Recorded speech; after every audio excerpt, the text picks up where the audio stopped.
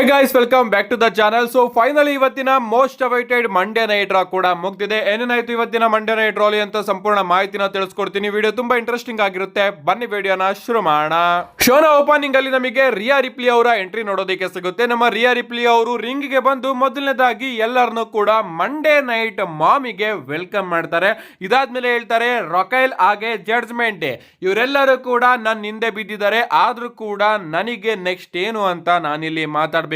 S evolution 2 ಬರ್ತಾ ಇದೆ, but ನನಗೆ ಯಾವುದೇ ರೀತಿಯ ಗುರಿ ಕಾಣಿಸ್ತಾ ಇಲ್ಲ ಅಂತ ನಮ್ಮ ರಿಯಾ ರಿಪ್ಲಿ ಅವರು ಮಾತಾಡ್ತಾ ಇರ್ತಾರೆ. ಸಡನ್ ಆಗಿ ನಮಗೆ ಇಯೋಸ್ಕೈ ಅವರ ಎಂಟ್ರಿ ನೋಡೋದಕ್ಕೆ ಸಿಗುತ್ತೆ. ನಮ್ಮ ಇಯೋಸ್ಕೈ ಅವರು ರಿಂಗಿಗೆ ಬಂದು, ಮಾಮಿ ರಿಯಾ ರಿಪ್ಲಿ, ಈಗ ನೀನು ಟಾಪ್ ಅಲ್ಲಿ ಇಲ್ಲ, ಯಾಕಂದ್ರೆ ನೀನು ಟಾಪ್ ಅಲ್ಲಿ ಇರಬೇಕು ಅಂದ್ರೆ ನಿನ್ನ ಬಳಿ ಚಾಂಪಿಯನ್ಶಿಪ್ ಇರಬೇಕು.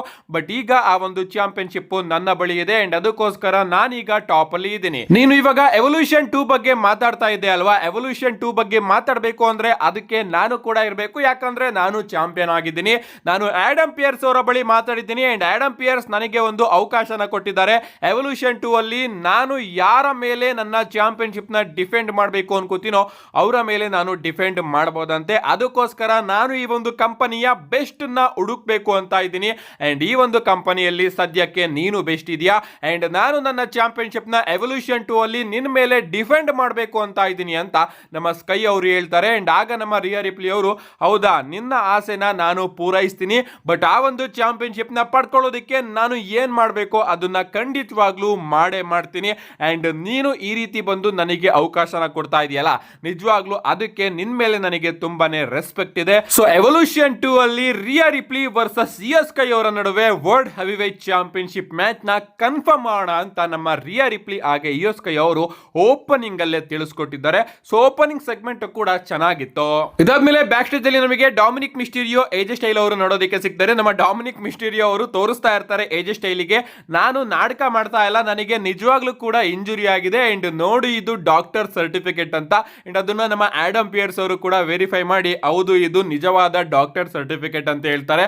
ಅಂಡ್ ಆಗ ನಮ್ಮ ಎಜೆ ಸ್ಟೈಲ್ ಅವರು ಸಿಕ್ಕಾಪಟ್ಟೆ ಕೋಪ ಮಾಡಿಕೊಂಡು, ಹಾಗಾದ್ರೆ ನನಗೆ ಇವತ್ತು ಕೂಡ ಮ್ಯಾಚ್ ಸಿಗೋದಿಲ್ಲ, ಪರವಾಗಿಲ್ಲ ಡಾಮಿನಿಕ್ ಮಿಸ್ಟೀರಿಯೋ, ನೀನ್ ಯಾವಾಗ್ಲೇ ರೆಡಿ ಆದ್ರೂ ಕೂಡ ನಾನು ನಿನ್ನ ಸುಮ್ಮನೆ ಬಿಡೋದಿಲ್ಲ, ನಿನ್ನ ಚಿಂದಿ ಉಡಾಯಿಸಿ ಆ ಒಂದು ಇಂಟರ್ಕಾಂಟಿನೆಂಟಲ್ ಚಾಂಪಿಯನ್ಶಿಪ್ ನ ತಗೋತೀನಿ ಅಂತ ಹೇಳಿ ಹೋಗ್ತಾರೆ. ಸೊ ನಮ್ಮ ಡಾಮಿನಿಕ್ ಮಿಸ್ಟೀರಿಯೋ ಅವರು ಇವತ್ತು ಕೂಡ ಪಾರಾಗಿದ್ದಾರೆ.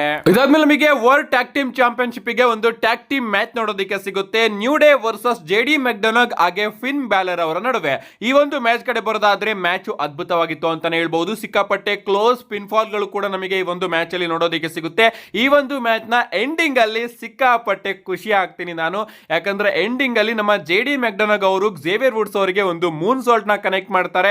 ಸಡನ್ ಆಗಿ ನಮ್ಮ ಫಿನ್ ಬ್ಯಾಲರ್ ಅವರು ಕೂಡ ಕೂಡಿ ಕ್ರಾಸ್ ನ ಹಾಕೋದ್ರ ಮುಖಾಂತರ ನ್ಯೂ ಡೇ ನ ಪಿನ್ ಮಾಡಿ ಈ ಒಂದು ಮ್ಯಾಚ್ ಅಲ್ಲಿ ಗೆಲ್ಲೋದ್ರ ಮುಖಾಂತರ ಹೊಸ ಟ್ಯಾಗ್ ಟೀಮ್ ಚಾಂಪಿಯನ್ಸ್ ಆಗಿದ್ದಾರೆ. ಸೊ ನಮ್ಮ ಲಿವ್ ಮಾರ್ಗನ್ ಅವರು ಈಗ ತಾನೇ ಇಂಜುರಿಯಿಂದ ಹೊರಗಡೆ ಹೋಗಿದ್ದಾರೆ ಅಂಡ್ ಅವರು ಹೋದ್ ಕೂಡಲೇ ನಮ್ಮ ಫಿನ್ ಬ್ಯಾಲರ್ ಆಗಿ ಜೆಡಿ ಮೆಕ್ಡೊನಾಗ್ ಅವರು ಟ್ಯಾಗ್ ಟೀಮ್ ಚಾಂಪಿಯನ್ಸ್ ಆಗಿದ್ದಾರೆ. ಇದಾದ್ಮೇಲೆ ನಮ್ಮ ಡಾಮಿನಿಕ್ ಮಿಸ್ಟೀರಿಯೋ ಅವರು ಕೂಡ ಬಂದು ಇವ್ರ ಜೊತೆ ಸೇರ್ಕೊಂಡು ಸೆಲೆಬ್ರೇಟ್ ಮಾಡ್ತಾ ಇರ್ತಾರೆ. ಇದಾದ್ಮೇಲೆ ನಮಗೆ ರೂಸೆವ್ ಹಾಗೆ ಶಿಯಾಮೆಸ್ ಅವರ ನಡುವೆ ಒಂದು ಸಿಂಗಲ್ಸ್ ಮ್ಯಾಚ್ ನೋಡೋದಕ್ಕೆ ಸಿಗುತ್ತೆ. ಈ ಒಂದು ಮ್ಯಾಚ್ ಕಡೆ ಬರೋದಾದ್ರೆ ಮ್ಯಾಚ್ ಡೀಸೆಂಟ್ ಆಗಿತ್ತು ಅಂತಾನೆ ಹೇಳ್ಬಹುದು. ಇನ್ನ ಈ ಒಂದು ಮ್ಯಾಚ್ ನ ಎಂಡಿಂಗ್ ಅಲ್ಲಿ ನಮ್ಮ ರೂಸೆವ್ ಅವರು ಶಿಯಾಮೆಸ್ ಅವರ ಶೋಲ್ಡರ್ ನ ಟರ್ನ್ ಬಕಲ್ಲಿಗೆ ಓಡಿಸಿ ಅವರಿಗೆ ಒಂದು ಕಿಕ್ ನ ಕನೆಕ್ಟ್ ಮಾಡಿ ಶಿಯಾಮೆಸ್ ಅವ್ರನ್ನ ಪಿನ್ ಮಾಡೋದ್ರ ಮುಖಾಂತರ ಈ ಒಂದು ಮ್ಯಾಚ್ ಅಲ್ಲಿ ವಿಕ್ಟರಿನ ಗಳಿಸ್ಕೊಂಡಿದ್ದಾರೆ. ಇದಾದ್ಮೇಲೆ ನಮಗೊಂದು ಎವಲ್ಯೂಷನ್ 2 ಗೆ ಅನೌನ್ಸ್ಮೆಂಟ್ ನೋಡೋದಕ್ಕೆ ಸಿಗುತ್ತೆ. ನಮ್ಮ ನಿಕ್ ಆಲ್ಡಿಸ್ ಹಾಗೆ ಆಡಮ್ ಪಿಯರ್ಸ್ ಅವರು ಸೇರ್ಕೊಂಡು ಎವಲ್ಯೂಷನ್ 2 ಮತ್ತೊಮ್ಮೆ ಬರ್ತಾ ಇದೆ ಅಂಡ್ ವಿಮೆನ್ಸ್ ಗಳು ನಮ್ಮ ಹತ್ರ ಜಾಸ್ತಿ ಇದ್ದಾರೆ ಅಂಡ್ ಅವ್ರಿಗೆ ಏನು ಕಮ್ಮಿ ಇಲ್ಲ, ಅದಕ್ಕೋಸ್ಕರ ಅವ್ರಿಗೋಸ್ಕರನೇ ಒಂದು ಪ್ರೀಮಿಯಂ ಲೈವ್ ಇವೆಂಟ್ ನ ಮತ್ತೊಮ್ಮೆ ತಗೊಂಡು ಬರ್ತಾ ಇದೀವಿ. ಸೊ ಅಲ್ಲಿ ನಾವೊಂದು ಬ್ಯಾಟಲ್ ರಾಯಲ್ ನ ಅನೌನ್ಸ್ ಮಾಡ್ತಾ ಇದೀವಿ. ಆ ಒಂದು ಬ್ಯಾಟಲ್ ರಾಯಲ್ ನ ಯಾರು ಗೆಲ್ತಾರೋ ಅವರಿಗೆ ಕ್ಲಾಶ್ ಎಟ್ ಪ್ಯಾರಿಸ್ ಅಲ್ಲಿ ಚಾಂಪಿಯನ್ಶಿಪ್ ಗೆ ಅವಕಾಶ ಸಿಗುತ್ತೆ ಅಂತ ನಮ್ಮ ಆಡಮ್ ಪಿಯರ್ಸ್ ಹಾಗೆ ನಿಕ್ ಆಲ್ಡಿಸ್ ಅವರು ಅಫಿಷಿಯಲ್ ಆಗಿ ಅನೌನ್ಸ್ ಮಾಡ್ತಾರೆ. ಇದಾದ್ಮೇಲೆ ಬ್ಯಾಕ್ ಸ್ಟೇಜ್ ಅಲ್ಲಿ ನಮಗೆ ಅಮೆರಿಕನ್ ಮೇಡ್ ಅವರು ನೋಡೋದಕ್ಕೆ ಸಿಗ್ತಾರೆ.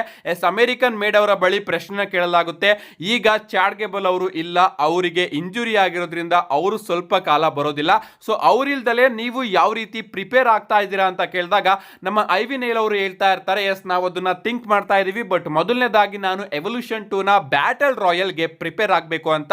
ಸಡನ್ ಆಗಿ ಸೈಡ್ ಅಲ್ಲಿ ನಮಗೆ ಎಲ್ ಗ್ರಾಂಡೆ ಅಮೆರಿಕಾನೋ ಅವರು ನೋಡೋದಕ್ಕೆ ಸಿಗ್ತಾರೆ. ಗಾಯ್ಸ್, ನಾನು ನಿಮ್ಗೆ ಹೇಳಿರ್ಲಿಲ್ವಾ ಎಲ್ ಗ್ರಾಂಡೆ ಅಮೆರಿಕಾನೋ ಅವರೇ ಬೇರೆ ಹಾಗೆ ನಮ್ಮ ಚಾಡ್ ಗೇಬಲ್ ಅವರೇ ಬೇರೆ ಅಂತ. ಸೊ ಎಲ್ ಗ್ರಾಂಡೆ ಅಮೆರಿಕಾನೋ ಅವ್ರನ್ನ ನೋಡಿ ಎಲ್ಲರೂ ಕೂಡ ಸಿಕ್ಕಾಪಟ್ಟೆ ಶಾಕ್ ಆಗ್ತಾರೆ ಅಂಡ್ ಅವ್ರ ಕೈಯಲ್ಲೇ ನಂಬೋದಕ್ಕೆ ಆಗ್ತಿರೋದಿಲ್ಲ. ಗೈಸ್, ಇದು ಏನ್ ಕತೆ ಅಂತ ನಾನು ನೆಕ್ಸ್ಟ್ ವಿಡಿಯೋದಲ್ಲಿ ತಿಳಿಸ್ಕೊಡ್ತೀನಿ. ಸದ್ಯಕ್ಕೆ ಸಿಕ್ಕಾಪಟ್ಟೆ ಇಂಟ್ರೆಸ್ಟಿಂಗ್ ಆಗ್ತಾ ಇದೆ ಈ ಒಂದು ಸ್ಟೋರಿ ಲೈನ್. ಇದಾದ್ಮೇಲೆ ನಮಗೆ ರಿಂಗ್ ಜನರಲ್ ಗಂತರ್ ಅವರ ಎಂಟ್ರಿ ನೋಡೋದಕ್ಕೆ ಸಿಗುತ್ತೆ. ನಮ್ಮ ಗಂತರ್ ಅವರು ರಿಂಗಿಗೆ ಬರ್ತಾರೆ ಅಂಡ್ ಹೇಳ್ತಾರೆ, ನಾನು ಗೋಲ್ಡ್ಬರ್ಗ್ ನ ನೋಡಿದ್ದೀನಿ ಅಂಡ್ ನೀವೆಲ್ಲರೂ ಕೂಡ ಗೋಲ್ಡ್ಬರ್ಗ್ ಅವರ ವಿಡಿಯೋನ ನೋಡಿದ್ರಿ. ಗೋಲ್ಡ್ಬರ್ಗ್ ಅವರು ನಿಜವಾಗ್ಲೂ ತುಂಬಾನೇ ಡಾಮಿನೇಟೆಡ್ ಹಾಗೆ ತುಂಬಾನೇ ಡಿಸ್ಟ್ರಕ್ಟಿವ್. ಗೋಲ್ಡ್ಬರ್ಗ್ ತನ್ನ ಅಪೋನೆಂಟ್ ನ ಕೇವಲ 3 ನಿಮಿಷದಲ್ಲಿ ಸೋಲಿಸ್ತಾನೆ. ಅಷ್ಟೇ ಅಲ್ಲ, ಅವನು ತನ್ನ ಮಾರ್ಕ್ ಕೂಡ ತನ್ನ ಅಪೋನೆಂಟ್ ಮೇಲೆ ಬಿಡ್ತಾನೆ. And Saturday night main event ಅಲ್ಲಿ ಗೋಲ್ಡ್ಬರ್ಗ್ ನಿಜವಾಗ್ಲೂ ಕೂಡ ನನ್ನನ್ನಂತೂ 3 ನಿಮಿಷದಲ್ಲಿ ಸೋಲಿಸೋದಿಕ್ಕೆ ಆಗೋದಿಲ್ಲ. ಬಟ್ ಬದಲಿಗೆ ನಾನು ಅವನನ್ನ 3 ನಿಮಿಷದಲ್ಲಿ ಸೋಲಿಸಬಲ್ಲೆ. ಆದ್ರೂ ಕೂಡ ನಾನು ಆ ರೀತಿ ಮಾಡೋದಿಲ್ಲ. ಯಾಕಂದ್ರೆ ಗೋಲ್ಡ್ಬರ್ಗ್ ಅವ್ರನ್ನ ಸೋಲಿಸೋದಿಕ್ಕೆ ನಾನು ಟೈಮ್ ತಗೋತೀನಿ, ಅವನ ಮೇಲೆ ನಾನು ಬ್ರೂಟಲೈಸ್ ಆಗ್ತೀನಿ ಅಂಡ್ ಅವನಿಗೆ ಅವಮಾನ ಮಾಡ್ತೀನಿ. ಅವನ ಫ್ಯಾಮಿಲಿ ಮುಂದೆನೆ ಅವನನ್ನ ನಾನು ಅವಮಾನ ಮಾಡ್ತೀನಿ. ಗೋಲ್ಡ್ಬರ್ಗ್ ರೀಸೆಂಟ್ ಆಗಿ ಹೇಳ್ತಾ ಇದ್ದ, ನನಗೆ ಬುಲಿಸ್ಗಳು ಕಂಡ್ರೆ ಆಗೋದಿಲ್ಲ ಅಂತ. ಅವನು ಈ ಜಗತ್ತಲ್ಲೇ ದೊಡ್ಡ ಬುಲಿ ಆದಂತಹ ನನ್ನನ್ನ ಎಗರಾಕೊಂಡಿದ್ದಾನೆ ಅಂಡ್ ಅವನನ್ನ ನಾನು ಸಾಟರ್ಡೆ ನೈಟ್ ಮೈನ್ ಇವೆಂಟ್ ಅಲ್ಲಿ ಒಂದು ಪೀಸ್ ಆಫ್ ಸ್ಕ್ರಾಪ್ ತರ ಅವನನ್ನ ನಾನು ವಿಕ್ಟಮೈಸ್ ಮಾಡ್ತೀನಿ ಅಂತ ನಮ್ಮ ಗಂತರ್ ಅವರು ಹೇಳಿ, ಓಕೆ ಗೋಲ್ಡ್ಬರ್ಗ್ ಅವರ ಕಥೆನೇನೋ ಮುಗಿಸ್ತೀನಿ, but what next for me ಅಂತ ಹೇಳ್ತಾ ಇರ್ತಾರೆ. ಸಡನ್ ಆಗಿ ನಮಗೆ ಸೆತ್ ಫ್ರೀಕಿನ್ ರಾಲಿನ್ಸ್ ಅವರ ಎಂಟ್ರಿ ನೋಡೋದಕ್ಕೆ ಸಿಗುತ್ತೆ. ನಮ್ಮ ಸೆತ್ ರಾಲಿನ್ಸ್ ಅವರು ಪಾಲಿಮಿನ್ ಅವರ ಜೊತೆ ಬರ್ತಾರೆ ಅಂಡ್ ಇವತ್ತು ಅವರು ತನ್ನ customise money in the bank ನ ಕೂಡ ತಗೊಂಡು ಬಂದಿರ್ತಾರೆ. ನಿಜವಾಗ್ಲೂ ಬ್ಯೂಟಿಫುಲ್ ಆಗಿ ಕಾಣ್ತಾ ಇರುತ್ತೆ. ನಮ್ಮ ಸೆತ್ ರಾಲಿನ್ಸ್ ಅವರು ಬಂದು ಮೊದಲನೇದಾಗಿ ಕಂಗ್ರಾಚುಲೇಷನ್ಸ್ ನ ತಿಳಿಸ್ತಾರೆ ಗಂತರ್ ಅವರಿಗೆ. ಗಂತರ್, ನೀನು ಈ ಒಂದು ಚಾಂಪಿಯನ್ಶಿಪ್ ನ ಗೆದ್ದಾಗಿಂದನೂ ಕೂಡ ನೀನು ಭೇಟಿನೇ ಆಗಿಲ್ಲ, ಅದಕ್ಕೋಸ್ಕರ ನಿನಗೆ ಕಂಗ್ರಾಚುಲೇಷನ್ಸ್ ನ ತಿಳಿಸ್ತಾ ಇದ್ದೀನಿ. ಇಲ್ಲಿ ಒಂದು ವಿಚಾರನ ನಾನು ಕನ್ಫರ್ಮ್ ಮಾಡ್ತೀನಿ, ಈ ಒಂದು ಇಂಡಸ್ಟ್ರಿಯಲ್ಲಿ ಸಿಎಂ ಪಂಕ್ ಅವರು ಚಾಂಪಿಯನ್ ಆಗೋದಕ್ಕೆ ನಾನು ಯಾವತ್ತೂ ಕೂಡ ಬಿಡೋದಿಲ್ಲ. ಅದಕ್ಕೋಸ್ಕರ ನಾನು ಸಾಟರ್ಡೆ ನೈಟ್ ಮೇನ್ ಇವೆಂಟ್ ಅಲ್ಲಿ ಕ್ಯಾಶ್ ಇನ್ ಮಾಡೋದಕ್ಕೆ ಹೋಗಿದ್ದು ಅಂಡ್ ಈ ಒಂದು ಬ್ರೀಫ್ ಕೇಸ್ ಇದೆಯಲ್ಲ, ಇದು ನನಗೆ ನಿನ್ನ ಚಾಂಪಿಯನ್ಶಿಪ್ ಮೇಲೂ ಕೂಡ ಹಾಗೆ ಜಾನ್ಸಿನ್ ಅವರ ಚಾಂಪಿಯನ್ಶಿಪ್ ಮೇಲೂ ಕೂಡ ಕ್ಯಾಶ್ ಇನ್ ಮಾಡೋದಕ್ಕೆ ಅವಕಾಶ ಕೊಡುತ್ತೆ. ಸೊ ನಾನೇ ನಿನಗೆ ನೆಕ್ಸ್ಟ್ ಅಂತ ನಮ್ಮ ಸೆತ್ ರಾಲಿನ್ಸ್ ಅವರು ಮಾತಾಡ್ತಾ ಇರ್ತಾರೆ. ಸಡನ್ ಆಗಿ ನಮಗೆ ಸಿಎಂ ಪಂಕ್ ಅವರ ಎಂಟ್ರಿ ನೋಡೋದಕ್ಕೆ ಸಿಗುತ್ತೆ. ಸಿಎಂ ಪಂಕ್ ಅವರು ಓಡ್ ಬಂದು ಸೆತ್ ರಾಲಿನ್ಸ್ ಅವರ ಮೇಲೆ ಅಟ್ಯಾಕ್ ಮಾಡೋದಕ್ಕೆ ಶುರು ಮಾಡಿಬಿಡ್ತಾರೆ.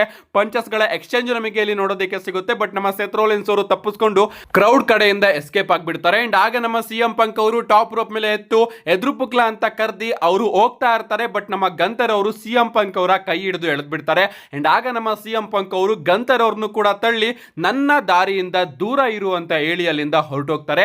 ಅಂಡ್ ಅಲ್ಲಿ ಕ್ರೌಡ್ ಕಡೆಯಿಂದ ನಮ್ಮ ಸೆತ್ ರಾಲಿನ್ಸ್ ಅವರು ಇದನ್ನೆಲ್ಲ ನೋಡ್ತಾ ನಗಾಡ್ತಾ ಇರ್ತಾರೆ. ಬಟ್ ಹಿಂದೆಯಿಂದ ನಮ್ಮ ಎಲೆನೈಟ್ ಅವರು ಬಂದು ಸೆತ್ ರಾಲಿನ್ಸ್ ಅವರ ಮೇಲೆ ಅಟ್ಯಾಕ್ ಮಾಡೋದಕ್ಕೆ ಶುರು ಮಾಡ್ಬಿಡ್ತಾರೆ. ಸೊ ಸಿಎಂ ಪಂಕ್ ಅವರ ಕೈಯಿಂದ ತಪ್ಪಿಸ್ಕೊಂಡಂತಹ ಸೆತ್ ರಾಲಿನ್ಸ್ ಅವರು ಎಲೆನೈಟ್ ಅವರ ಕೈಯಿಂದ ತಪ್ಪಿಸ್ಕೊಳ್ಳೋದಕ್ಕೆ ಆಗೋದಿಲ್ಲ. ನಮ್ಮ ಎಲೆನೈಟ್ ಅವರು ಸೆತ್ ರಾಲಿನ್ಸ್ ಅವ್ರನ್ನ ಅಟ್ಯಾಕ್ ಮಾಡ್ಕೊಂಡು ಅಲ್ಲಿಂದ ಕರ್ಕೊಂಡು ಹೋಗ್ತಾರೆ. ಇದಾದ್ಮೇಲೆ ನಮಗೆ ಬೇಲಿಯಾಗೆ ಲೈರಾ ವಾಲ್ಕೈರ್ ಅವರ ನಡುವೆ ವಿಮೆನ್ಸ್ ಇಂಟರ್ಕಾಂಟಿನೆಂಟಲ್ ಚಾಂಪಿಯನ್ಶಿಪ್ ಗೆ ನಂಬರ್ 1 ಕಂಟೆಂಡರ್ ಮ್ಯಾಚ್ ನೋಡೋದಕ್ಕೆ ಸಿಗುತ್ತೆ. ಈ ಒಂದು ಮ್ಯಾಚ್ ಕಡೆ ಬರೋದಾದ್ರೆ ಮ್ಯಾಚ್ ಡಿಸೆಂಟ್ ಆಗಿತ್ತು. ಈ ಒಂದು ಮ್ಯಾಚ್ ನ ಎಂಡಿಂಗ್ ಅಲ್ಲಿ ಇಬ್ರು ಕೂಡ ರೋಲ್ ಅಪ್ ಮಾಡ್ಕೊಬಿಡ್ತಾರೆ ಅಂಡ್ ರೆಫ್ರಿ ಕೌಂಟ್ ಕೂಡ ಮಾಡ್ತಾರೆ. ಬಟ್ ರೆಫ್ರಿಗೆ ಗೊತ್ತಾಗೋದಿಲ್ಲ ಯಾರು ಗೆದ್ದಿದ್ದಾರೆ ಅಂತ. ಅದಕ್ಕೋಸ್ಕರ ಈ ಒಂದು ಮ್ಯಾಚ್ ನ ಡ್ರಾ ಅಂತ ಅನೌನ್ಸ್ ಮಾಡಲಾಗುತ್ತೆ ಅಂಡ್ ಇದರಿಂದ ಇಬ್ರಿಗೂ ಕೂಡ ಕೋಪ ಬಂದು ಇಬ್ರು ಮತ್ತೊಮ್ಮೆ ಕಿತ್ತಾಡೋದಕ್ಕೆ ಶುರು ಮಾಡ್ಬಿಡ್ತಾರೆ. ಒಂದು ಬ್ರಾಲ್ ನಮಗೆ ನೋಡೋದಕ್ಕೆ ಸಿಗುತ್ತೆ. ಕ್ರೌಡ್ ಮಧ್ಯೆ ಎಲ್ಲ ಹೋಗಿ ಇವರಿಬ್ರು ಕೂಡ ಫೈಟಿಂಗ್ ಮಾಡ್ತಾ ಇರ್ತಾರೆ. ಬಟ್ ಎಂಡಿಂಗ್ ಅಲ್ಲಿ ರೆಫ್ರೀಸ್ ಗಳು ಹಾಗೆ ಅಫಿಷಿಯಲ್ಸ್ ಗಳು ಬಂದು ಇವರಿಬ್ರು ಕೂಡ ದೂರ ಮಾಡ್ತಾರೆ.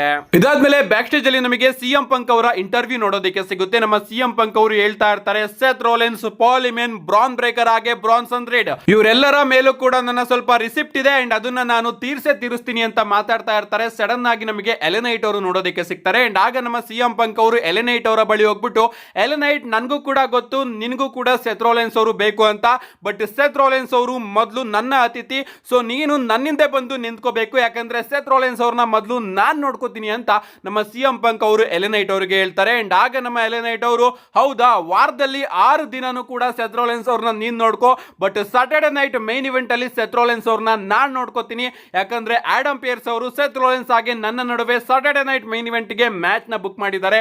ಸೊ ಈಗ ನೀನು ನನ್ನ ಹಿಂದೆ ನಿಲ್ಲು ಅಂತ ಹೇಳಿ ಅಲ್ಲಿಂದ ಹೊರಟೋಗ್ತಾರೆ. ಸೊ ಈ ಒಂದು ಬ್ಯಾಕ್ ಸ್ಟೇಜ್ ಸೆಗ್ಮೆಂಟ್ ಕೂಡ ಚೆನ್ನಾಗಿತ್ತು. ಇದಾದ್ಮೇಲೆ ಬ್ಯಾಕ್ ಸ್ಟೇಜ್ ಅಲ್ಲಿ ನಮಗೆ ಪಾಲಿಮೆನ್, ಬ್ರಾನ್ ಬ್ರೇಕರ್ ಹಾಗೆ ಬ್ರಾನ್ಸನ್ ರೀಡ್ ಅವರು ನೋಡೋದಕ್ಕೆ ಸಿಗ್ತಾರೆ. ನಮ್ಮ ಪಾಲಿಮೆನ್ ಅವರು ಸೆತ್ ರಾಲಿನ್ಸ್ ಅವರ ಜೊತೆ ಫೋನ್ ಅಲ್ಲಿ ಮಾತಾಡ್ತಾ ಇರ್ತಾರೆ ಅಂಡ್ ಆಗ ನಮ್ಮ ಬ್ರಾನ್ಸನ್ ರೀಡ್ ಅವರು ಕೇಳ್ತಾರೆ, ವಿಷನರಿ ಸೆತ್ ರಾಲಿನ್ಸ್ ಅವರು ಎಲ್ಲಿ ಅಂತ. ಅಂಡ್ ಆಗ ನಮ್ಮ ಪಾಲಿಮೆನ್ ಅವರು ಹೇಳ್ತಾರೆ, ಸೆತ್ ರಾಲಿನ್ಸ್ ಅವರು ಈಗಾಗಲೇ ತನ್ನ ಪ್ಲೇನ್ ಅಲ್ಲಿ ಕೂತ್ಕೊಂಡು ಪ್ಲಾನ್ ಬಿ ಬಗ್ಗೆ ಡಿಸ್ಕಸ್ ಮಾಡ್ತಾ ಇದ್ದಾರೆ ಅಂತ. ಅಂಡ್ ಆಗ ನಮ್ಮ ಬ್ರಾನ್ಸನ್ ರೀಡ್ ಅವರು, ಹೌದಾ, ಪ್ಲಾನ್ ಬಿ ಅಂದ್ರೆ ಏನು ಅಂತ ಕೇಳಿದಾಗ ಸಡನ್ ಆಗಿ ನಮ್ಮ ಬ್ರಾನ್ ಬ್ರೇಕರ್ ಅವರು ಬಂದು, ಪ್ಲಾನ್ ಬಿ ಎಲ್ಲ ಮ್ಯಾಟರ್ ಆಗೋದಿಲ್ಲ, ಬದಲಿಗೆ ಈಗ ಇರೋದು ಒಂದೇ ಒಂದು ಪ್ಲಾನ್. ಆ ಪ್ಲಾನ್ ಏನಪ್ಪಾ ಅಂದ್ರೆ ಈಗ ನಾವು ರಿಂಗಿಗೆ ಹೋಗಿ ಸ್ಯಾಮಿ ಝೈನ್ ಹಾಗೆ ಪೆಂಟಾ ಅವ್ರನ್ನ ಚಿಂದಿ ಉಡಾಯಿಸೋದು ಅಂತ ಹೇಳ್ತಾರೆ. ಅಂಡ್ ನಮಗೆ ರಾನ ಮೈನ್ ಇವೆಂಟ್ ನೋಡೋದಕ್ಕೆ ಸಿಗುತ್ತೆ. Bron Breakker and Bronson Reed versus Sami Zayn ಹಾಗೆ ಪೆಂಟಾ ಅವರ ನಡುವೆ ಒಂದು ಟ್ಯಾಗ್ ಟೀಮ್ ಮ್ಯಾಚ್. ಈ ಒಂದು ಮ್ಯಾಚ್ ಕಡೆ ಬರೋದಾದ್ರೆ ಮ್ಯಾಚ್ ಮಾತ್ರ ಸಖತ್ತಾಗಿತ್ತು ಅಂತಾನೆ ಹೇಳ್ಬಹುದು. ಈ ಒಂದು ಮ್ಯಾಚ್ ಗಿಂತ ಮುಂಚೆನೆ ನಮ್ಮ ಸ್ಯಾಮಿ ಝೈನ್ ಜೈನ್ ಅವರಿಗೆ ಏಟ್ ಆಗಿರುತ್ತೆ. ಯಾಕಂದ್ರೆ ಕೇರಿಯನ್ ಕ್ರಾಸ್ ಅವರು ಬ್ಯಾಕ್ ಸ್ಟೇಜ್ ಅಲ್ಲಿ ಸ್ಯಾಮಿ ಜೈನ್ ಅವರ ಮೇಲೆ ಅಟ್ಯಾಕ್ ಮಾಡಿರ್ತಾರೆ. ಆದ್ರೂ ಕೂಡ ನಮ್ಮ ಸ್ಯಾಮಿ ಜೈನ್ ಅವರ ಪರ್ಫಾರ್ಮೆನ್ಸ್ ಈ ಒಂದು ಮ್ಯಾಚ್ ಅಲ್ಲಿ ಚೆನ್ನಾಗಿತ್ತು. ಆಫ್ ಕೋರ್ಸ್ ನಮ್ಮ ಬ್ರಾನ್ ಬ್ರೇಕರ್ ಅವರು ಕೂಡ ಅದ್ಭುತವಾಗಿ ಈ ಒಂದು ಮ್ಯಾಚ್ ಅಲ್ಲಿ ಪರ್ಫಾರ್ಮ್ ಮಾಡ್ತಾರೆ. ಅಂಡ್ ಟೇಬಲ್ ಮೇಲ್ಗಡೆ ಜಂಪ್ ಮಾಡೋ ಅವರ ಒಂದು ಮೂವ್ ಇದೆಯಲ್ಲ, ಅದಂತೂ ಚಿಂದಿ ಅಂತಾನೆ ಹೇಳ್ಬಹುದು. ಈ ಒಂದು ಮ್ಯಾಚ್ ನ ಎಂಡಿಂಗ್ ಅಲ್ಲಿ ನಮ್ಮ ಸ್ಯಾಮಿ ಜೈನ್ ಅವರು ಬ್ರಾನ್ಸನ್ ರೀಡ್ ಅವರಿಗೆ ಒಂದು ಸೂಪ್ಲೆಕ್ಸ್ ನ ಕನೆಕ್ಟ್ ಮಾಡ್ತಾರೆ. ನಿಜವಾಗ್ಲೂ ಅವರಿಗೆ ಇಂಜುರಿ ಆಗಿದ್ರು ಕೂಡ ಅವರನ್ನ ಎತ್ತಿ ಒಂದು ಸೂಪ್ಲೆಕ್ಸ್ ಹಾಕ್ತಾರೆ. ಆ ಒಂದು ಮೂಮೆಂಟ್ ಮಾತ್ರ ಸಖತ್ತಾಗಿತ್ತು. ಸೂಪ್ಲೆಕ್ಸ್ ನ ಹಾಕಿ ಆ ಕಡೆ ತಿರುಗಿದ ಕೂಡಲೇ ಬ್ರಾನ್ಸನ್ ರೀಡ್ ಅವರು ಸ್ಯಾಮಿ ಜೈನ್ ಅವರಿಗೆ ಒಂದು ಸ್ಪಿಯರ್ ನ ಹಾಕ್ತಾರೆ. ಇಲ್ಲಿ ಕತೆ ಮುಗಿಯುತ್ತೆ. ಸ್ಯಾಮಿ ಜೈನ್ ಅವ್ರನ್ನ ಪಿನ್ ಮಾಡೋದ್ರ ಮುಖಾಂತರ ಬ್ರಾನ್ ಬ್ರೇಕರ್ ಹಾಗೆ ಬ್ರಾನ್ಸನ್ ರೀಡ್ ಅವರು ಈ ಒಂದು ಮ್ಯಾಚ್ ಅಲ್ಲಿ ವಿನ್ ಆಗಿದ್ದಾರೆ. ಇದಾದ್ಮೇಲೆ ಅವರು ಅಷ್ಟಕ್ಕೆ ನಿಲ್ಸೋದಿಲ್ಲ ಗಾಯ್ಸ್. ಪೆಂಟಾ ಹಾಗೆ ಸ್ಯಾಮಿ ಜೈನ್ ಅವರ ಮೇಲೆ ಅಟ್ಯಾಕ್ ನ ಕಂಟಿನ್ಯೂ ಮಾಡಿ ಸುನಾಮಿನ ಹಾಕೋದಕ್ಕೋಸ್ಕರ ಹೋಗ್ತಾ ಇರ್ತಾರೆ. ಬಟ್ ಇಲ್ಲಿ ಪೆಂಟಾ ಹಾಗೆ ಸ್ಯಾಮಿ ಜೈನ್ ಅವ್ರನ್ನ ಕಾಪಾಡೋದಕ್ಕೆ ನಮ್ಮ ಜೇ ಊಸೋ ಅವರ ಎಂಟ್ರಿ ನೋಡೋದಕ್ಕೆ ಸಿಗುತ್ತೆ. ಜೇ ಊಸೋ ಅವರು ಒಂದು ಸ್ಟೀಲ್ ಚೇರ್ ನ ತಗೊಂಡು ಬಂದು ಬ್ರಾನ್ಸನ್ ರೀಡ್ ಅವರ ಮೇಲೆ ಅಟ್ಯಾಕ್ ಮಾಡ್ತಾರೆ. ಅದಾದ್ಮೇಲೆ ರಿಂಗ್ ಮೇಲ್ಗಡೆ ಹೋಗಿ ಬ್ರಾನ್ ಬ್ರೇಕರ್ ಅವರ ಮೇಲೂ ಕೂಡ ಅಟ್ಯಾಕ್ ಮಾಡಿ ಒಂದು ಸೂಪರ್ ಕಿಕ್ ನ ಕನೆಕ್ಟ್ ಮಾಡಿ ಸ್ಟೀಲ್ ಚೇರ್ ಅಲ್ಲಿ ಅವರಿಗೆ ಅಟ್ಯಾಕ್ ಮಾಡಿ ಅವ್ರನ್ನು ಕೂಡ ರಿಂಗ್ ಇಂದ ಹೊರಗಡೆ ಹಾಕ್ತಾರೆ. ಅಂಡ್ ರಿಂಗ್ ಮೇಲ್ಗಡೆ ಸ್ಟ್ಯಾಂಡ್ ಟಾಲ್ ಆಗಿ ನಿಂತ್ಕೋತಾರೆ. ಹಿಂಗೆ ಇವತ್ತಿನ ಮಂಡೇ ನೈಟ್ ರಾ ಕೂಡ ಮುಗಿಯುತ್ತೆ. ಓವರ್ ಆಲ್ ಇವತ್ತಿನ ಮಂಡೇ ನೈಟ್ ರಾ ಕಡೆ ಬರೋದಾದ್ರೆ ಡೀಸೆಂಟ್ ಆಗಿತ್ತು ಅಂತಾನೆ ಹೇಳ್ಬಹುದು. ಅಷ್ಟೊಂದೇನು ದೊಡ್ಡ ವಿಚಾರ ನೋಡೋದಕ್ಕೆ ಸಿಗ್ಲಿಲ್ಲ ಅಂದ್ರೂ ಕೂಡ ಒಂದು ನಾರ್ಮಲ್ ಮಂಡೇ ನೈಟ್ ರಾ ನಮಗೆ ನೋಡೋದಕ್ಕೆ ಸಿಕ್ತು. ಅಂಡ್ ಅದಕ್ಕೋಸ್ಕರ ಈಗಿನ ಮಂಡೇ ನೈಟ್ ರಾಗೆ ನಾನು 4.5 ಸ್ಟಾರ್ ನ ಕೊಡ್ತಾ ಇದ್ದೀನಿ. ನಿಮ್ಗೆ ಅನಿಸ್ತು ಮಂಡೇ ನೈಟ್ ರಾ? ನಿಮ್ಮ ಅನಿಸಿಕೆನ ಕಮೆಂಟ್ ಮಾಡಿ ಅಂತ ಹೇಳ್ತಾ see you guys in my next video.